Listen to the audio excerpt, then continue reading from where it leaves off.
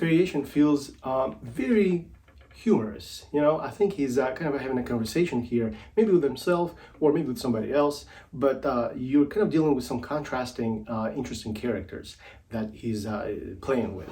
And one of the first things you'll have to learn how to deal with is that 3 notes going up bow in a similar fashion.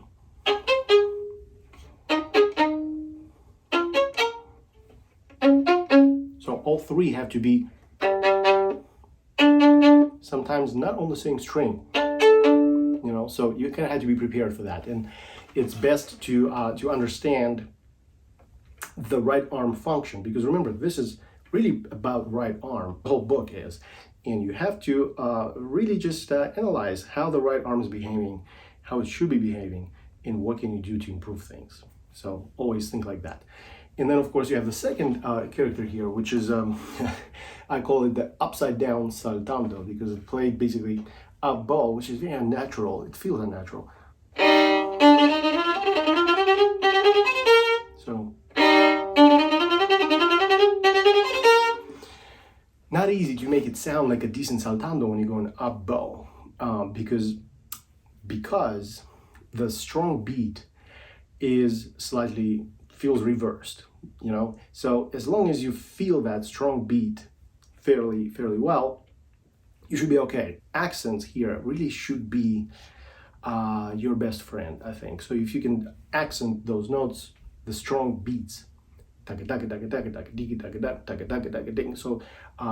creating those little mental, you know, mileposts is very important to kind of keep the momentum going, keep the inertia forward, and help you get through the passage without any trouble.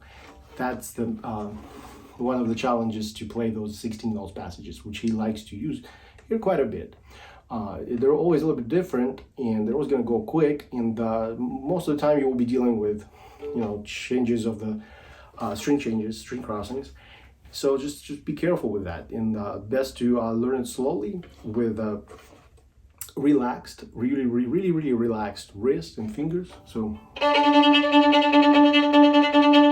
almost effortless. It needs to look effortless anyway. So when you're playing this, you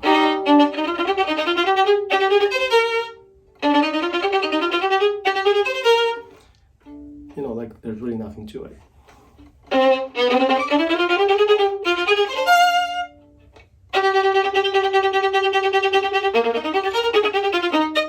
So it's not going to be always exactly the same way, and sometimes it does give us the down bow, the normal down bow, saltando to catch a break, but most of the time it's going to be up bow. So you will learn how to initiate the conversation up bow and carry on without skipping a beat.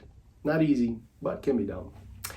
Anyway, I hope you enjoyed this little presentation, and if you did, I hope that you would give it a thumbs up and subscribe to my channel.